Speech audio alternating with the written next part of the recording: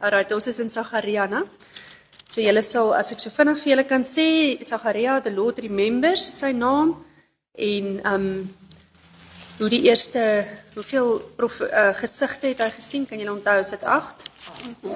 Gesigte wat hy gesien het, en ons het hulle laas keer ook weer opgesom, presies wat dit beteken, en elkeen se betekenis daar, en toe, in die 7de hoofstuk, toe vra hulle, maar as die tempel nou herbou gaan wees, moet hulle dan nog bly vas. En toe gaan die hele hoofstuk 7 oor hoe God vir hulle verduidelik dat eintlik het hulle in elk geval met verkeerde harte gevas. En eintlik is hulle in ballingskap uit oor A, B en C en definitief nie oor hulle religious gewoontes nie. Nou, en dan sê hy, een van die goed wat hy sê, is moenie die weduwee en die wees, die vreemdeling en die arme verdruk nie, en kwaad in julle harte teenoor mekaar bedink nie. Moenie wederstrewig wees nie. Julle harte was hard soos diamante, sê hy. Hoofstuk 8. En sê hy, wat moet julle doen na die dinge wat julle moet doen? Spreek die waarheid met mekaar, beoefen die waarheid en 'n regspraak van vrede in die poorte. En julle moet nie mekaar se onheil in julle harte versin nie. So moenie sleg praat van 'n ou of lekker kry vir ou wat nie meer dit goed gaan nie. Want dit alles haat ek. Maar julle moet die waarheid en vrede lief hê. So dis eintlik al wat God die hele tyd van ons verwag. Baie maklik. Vreeslik maklik, baie makliker as alles wat ons probeer doen om hom te behaag. Easier said than done, ja. So dit gaan eintlik maar net oor 'n hart ding en ek dink ons kan net terugkom by as jy regtig lief is vir die Here en verhouding met die Here het, dan sal dit met jou goed gaan. So ons gaan vandag Sagaria 9 en 10 doen. Ek hoop ons kry al twee gedoen. Ek gaan vir julle begin lees Sagaria 9. Sagaria 9 was vir my baie moeilik om voor te berei, want julle kan nie glo wat alles hier binne is nie. In hierdie klein hoofstukkie. Okay, so hy sê God spraak. So wie praat? God. Die woord van die Here teen die land Hadrag. En op Hadrag was, as julle wil weet, bietjie boontoe, Libanon, dit was Sirië in daai tyd. Okay. En op Damaskus, net so onder Sirië, want die Here hou die oog op die mense en op al die stamme van Israel. So wat ook al hier gebeur, is nie vir die Here onbekend nie. Hy hou sy oog op hulle en hy gebruik hulle. Vir my nogal 'n kosbare ding is as jy moet besluit, ek gaan na hierdie dokter toe, maar is hy 'n godly mens of ek wil hierdie produk gebruik, maar is dit godly? Onthou hoeveel keer het God ook maar heidene gebruik om sy paadjie te laat werk. Nou, so hierdie is ook heidense plekke, maar die Here se oog is op hierdie hele storie. Nou. En teen Hamat en wat daaraan grens teen Tyrus, saam met Sidon, want hy is baie slim. Hoekom dink julle is Sidon slim? Ken julle Tyrus se storie? So hierdie hele storie is eintlik 'n profesie van Alexander die Grote en sy paadjie wat hy gestap het. En wat Tyrus interessant maak, is Tyrus was verskriklik ryk. Dit was 'n ryk plek langs die kus wat baie mure omgehad, baie goed beveilig was. En op 'n stadium en vir 'n goeie 5 jaar het Assirië probeer om hulle in te val en Assirië kon nie. En later toe Nebukadneser het hulle Babylon het mos vir Assirië oorgevat en later het Nebukadneser self probeer vir 'n goeie 15 jaar of 13 of 15 jaar het hy probeer en hy kon ook nie. En toe Nebukadneser uiteindelik deurbreek en inkom, toe is hulle weg. Toe is die stad leeg. Toe het hulle op 'n eiland bietjie dieper in die see in, het hulle so stelselmatig al hulle goed oorgeskei. So toe is die magtige stad wat hy probeer invul leeg. Dus hy so kwaad te breek hy alles af. Het julle dit gelees? Nee, maar ek sou sê net so kwaad toe dis 15 jaar. Ja, dis hulle nie meer daar nie. Ja, maar toe het hulle die hele plek en daar's nogal profesie oor hoe Tyrus platgeslaan gaan word en hoe ek sal dit nou vir julle lees as ek nou dit iewers kry weer. As ek reg onthou, is daar profesie dat daai stad op die eiland, if I've got the right place, en hulle het al die stene van die stad wat afgebreek was, letterlik so walkway gebou daar en nog steeds van hierdie wat afgebreek was, het hulle nog steeds daarin. So, reg onthou. so eerst het Assirië probeer inkom, hulle kon nie inkom nie. Julle weet, Babylon het vir Assirië oorgevat, toe het hulle ingegaan, kon nie inkom nie, 15 jaar, toe hulle inkom, toe is hulle nie meer daar nie, toe slat hulle daai plek plat, toe verwoes hulle alles. Toe is Tyrus op die eiland 'n bietjie in die see in. En nou, as julle nou teruggaan net vir 'n oomblik na die beeld van van Daniël, toe was dit mos nou eerste Babylon, was die kop van goud geweest, en toe die Medes en die Perse oorgevat, en toe die volgende lot wat sou oorvat was, Griekeland. Griekeland onder Alexander die Grote. Dit was die lyf. En toe het Alexander reg, hulle het Babylon oorgevat. So hulle het Nebukadneser verslaan. Okay, en dis onder hulle, onthou onder Kores is die Jode, die Juda-stam toe terug Jerusalem toe, en dit is nou eintlik waar ons nou is. Okay, so hier is nou weer profesie. So Alexander die Groot het toe gekom, en hy het die storie net so gecheck, en toe het hy in 7 maande al daai rabbel wat toe nou daar lê van die groot stad Tyrus in die see gegooi en 'n walkway gebou. En toe het hy vir Tyrus plat geslaan, presies soos wat aan die kuil sê. Okay, so nou gaan hierdie vir julle sin maak. So al hierdie verse wat volg is nogal presies in die orde wat Alexander die Grote die stede verslaan het. Dis wat hulle nou hiervan praat. En hoor hulle sê, en Tyrus was baie ryk, hoor hulle goud was vir hulle so stof, gaan ons nou lees. Okay, so hoor nou ook teen Hamat, wat daaraan grens, teen Tyrus, saam met Sidon, want hy is baie slim. Want Sidon was slim om by Tyrus te skaar, sien jy? Ja, Tyrus het vir hom 'n vesting gebou, ook het hy silwer opgehoop soos stof en goud soos modder van die straat. Hulle was baie ryk, nie einde van hulle rykdom geken nie. En daar's 'n rede wat ek nie nou kan onthou nie, hulle was een of ander handelsroete gewees en hulle was baie ryk. Kyk, die Here sal hom in besit neem en sy skans in die see werp. Is Tyrus in die see gewerp? Ja, want Alexander die Grote het sy skans in die see gewerp. En hy sal deur vuur verteer word. En ons lees in Esegiel 26. Ek wil gou Esegiel 26 vir julle lees.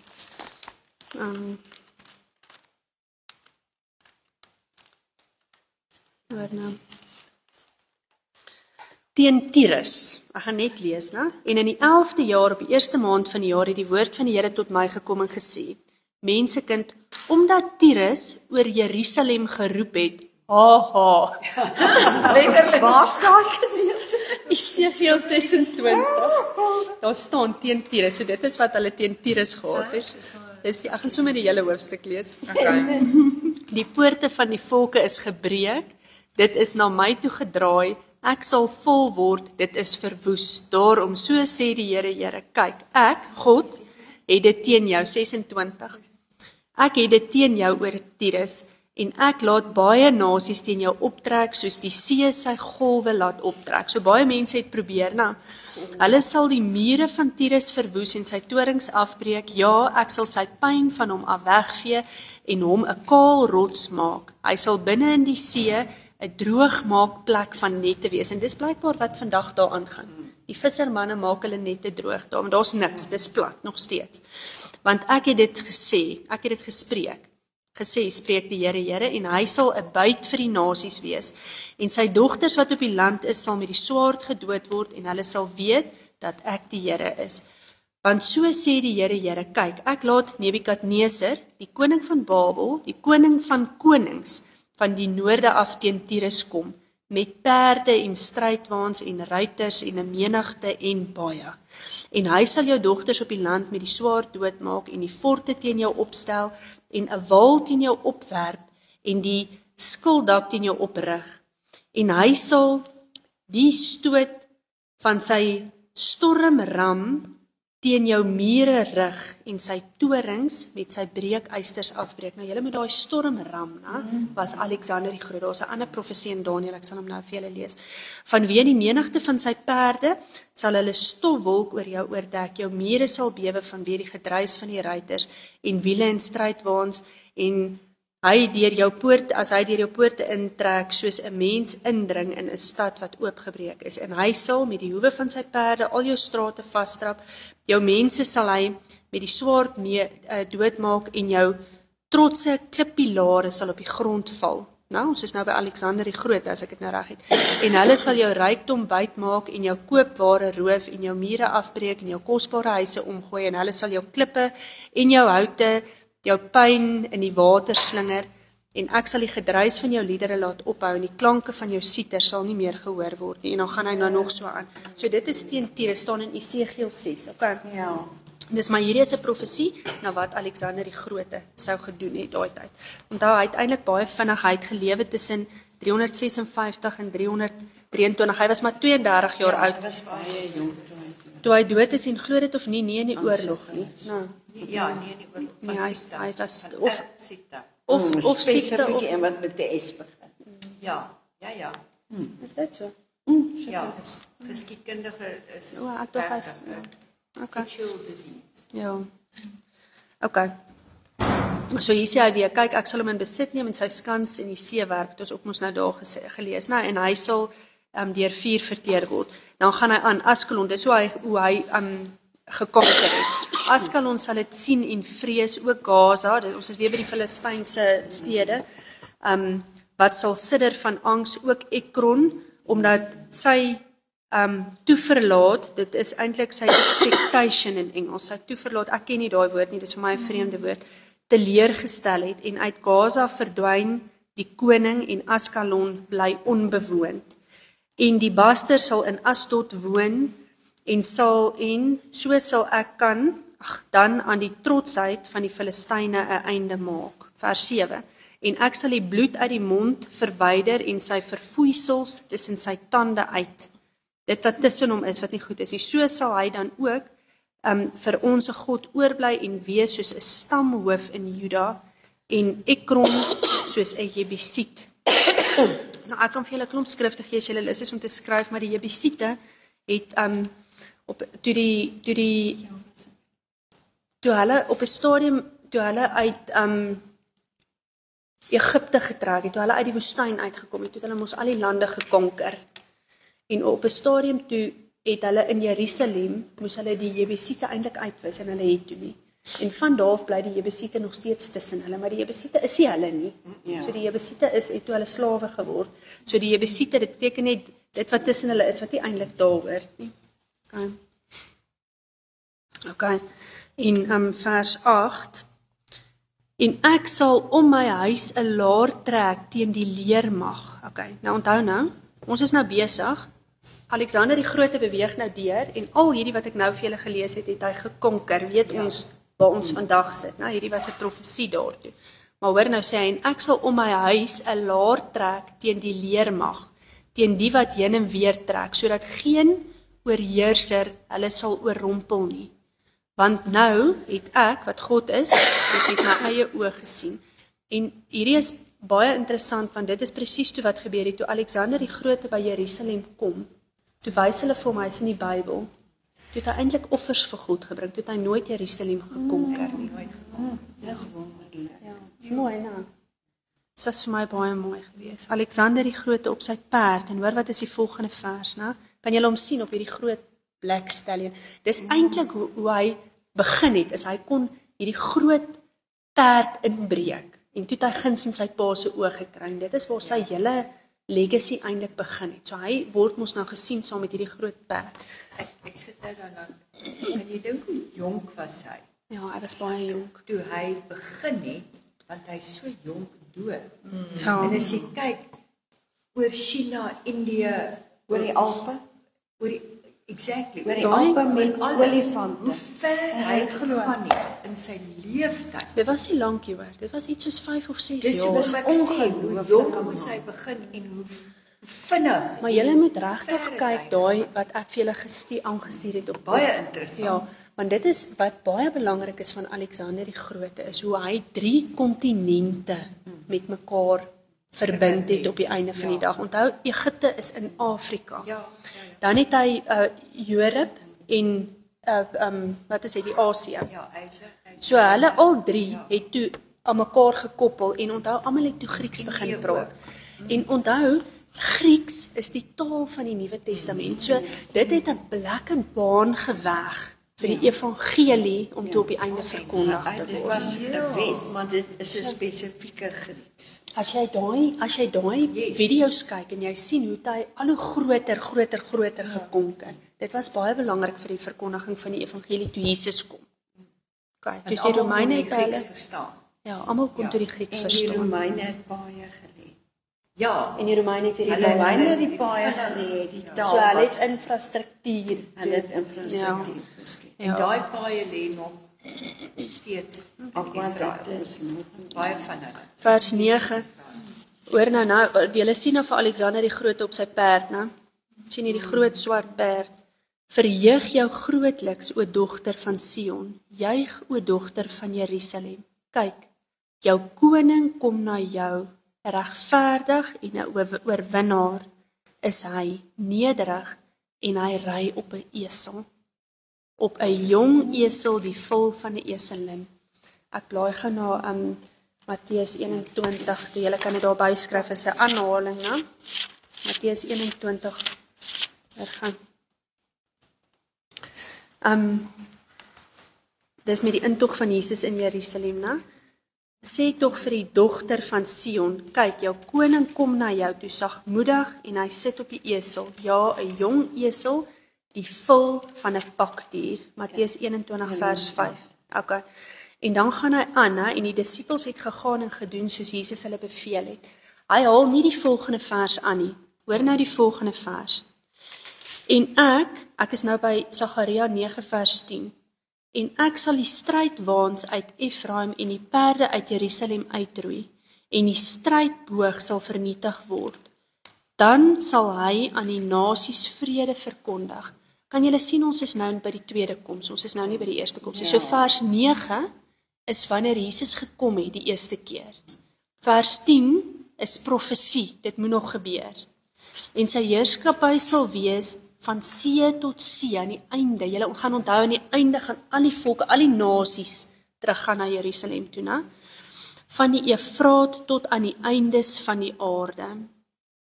Jesaja 2 vers 8 staan, daar gaan geen meer oorloë wees nie. Dit gaan die tyd wees. Dis die 1000 jaar vrederyk hierso, né? Vers 11. Ook sal ek wat jou betref, o Sion, kragtens die bloed van jou verbond, jou gevangenes loslaat uit die put sonder water.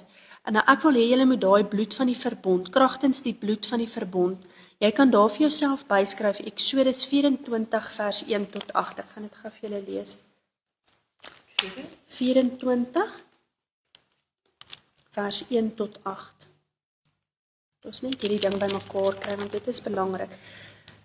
Eksodus 24, daarna het hy vir Moses gesê, klim na die Here toe op, jy en Aaron, Nadab en nog iemand, en 70 van die oudstes van Israel, en buig julle neer van ver af, en laat Moses alleen nader kom na die Here toe. Maar hulle moet nie nader kom nie, en die volk mag nie saam met julle opklim nie.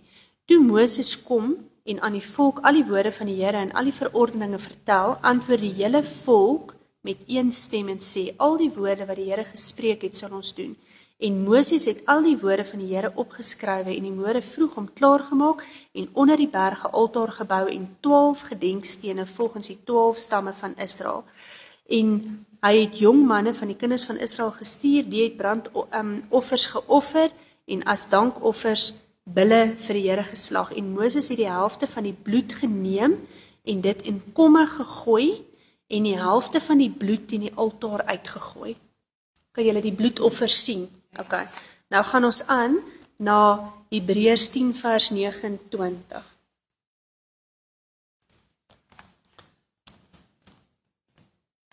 Hebreërs wil altyd vreeslik vir my wegtrek. Ek dink dit is nou aan verby.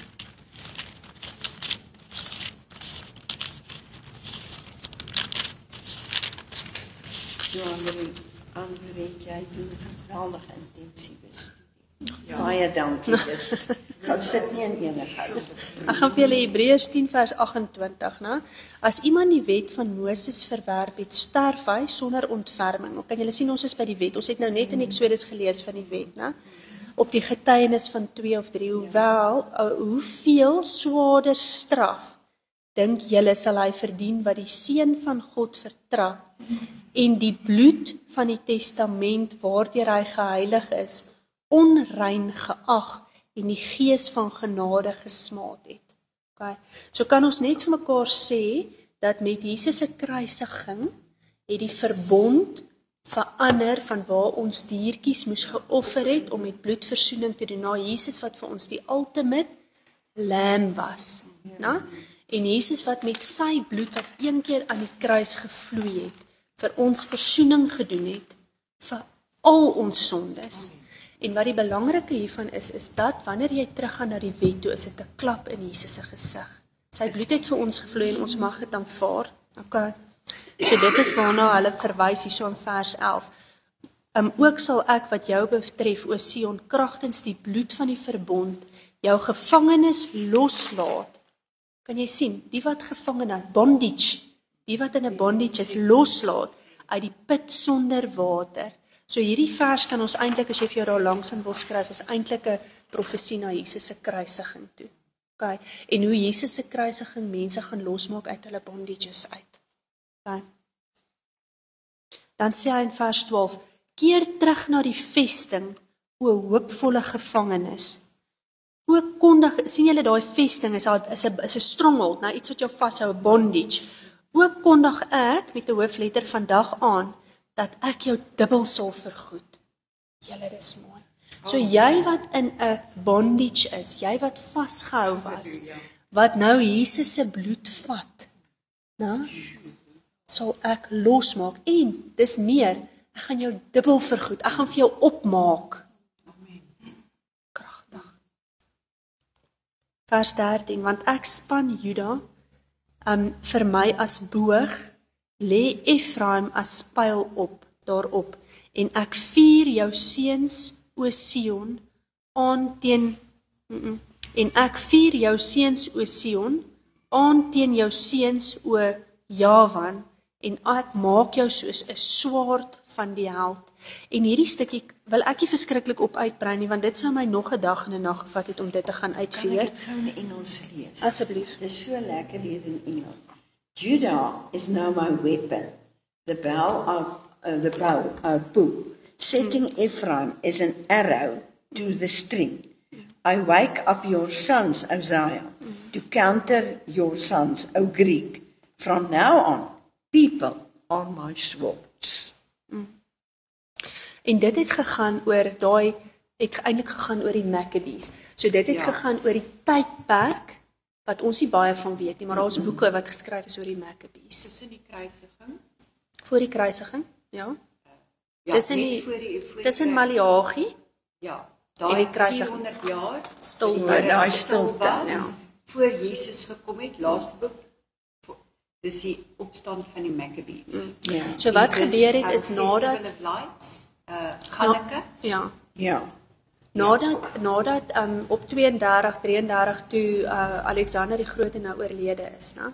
Hy het baie gekonker. So hy het baie grondgebied gewen, maar hy het nie baie moeite gedoen om enige iets dan op daai grondgebied te doen nie, né?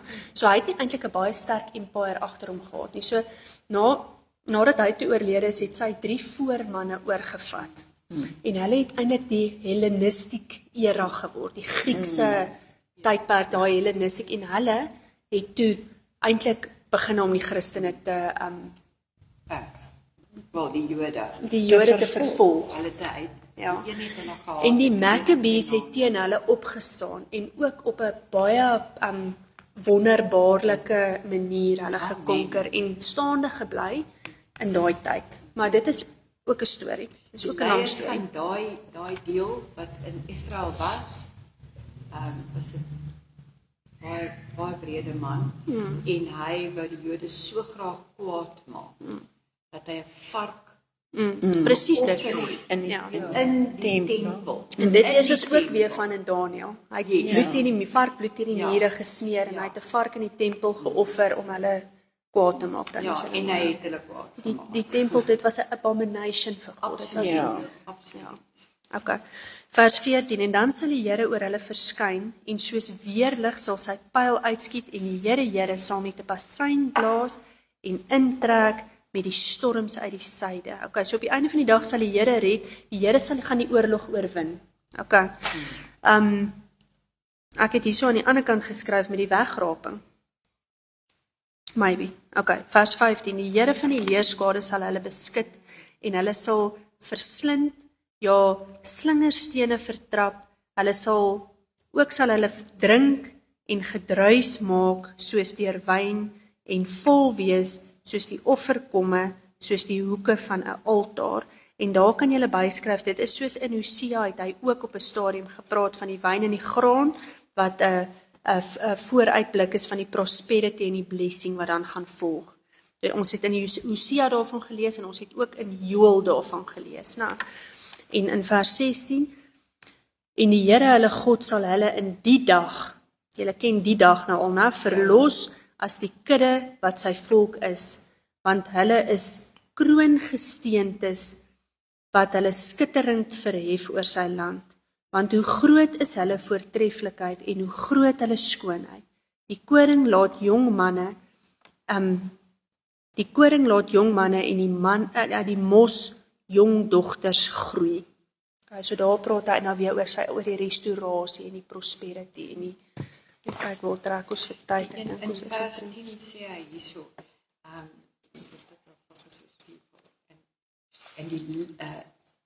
and there'll be as the jewels of the crown lifted like a banner over his land. Die Here lig hulle op soos 'n banier. So dit gaan vir almal kan Ja, proklameer. Yes.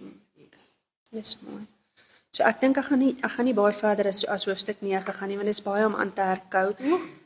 Maar ek wil gou net weer vir julle sê, kyk net weer vir my terug daarna vers 11. Julle, hierdie ding is baie kragtig. Ek gaan hom net gou weer vir julle lees. Ook sal ek wat jou betref, o Sion, kragtens die bloed, kragtens dit wat Jesus aan die kruis gedoen het, kragtens die verbond, van jou verbond, jou gevangenes loslaat uit die put sonder water. Keer terug na die vestings, o hoopvolle gevangenes. Ook kondig ek vandag aan dat ek jou dubbel sal vergoed. Double bound.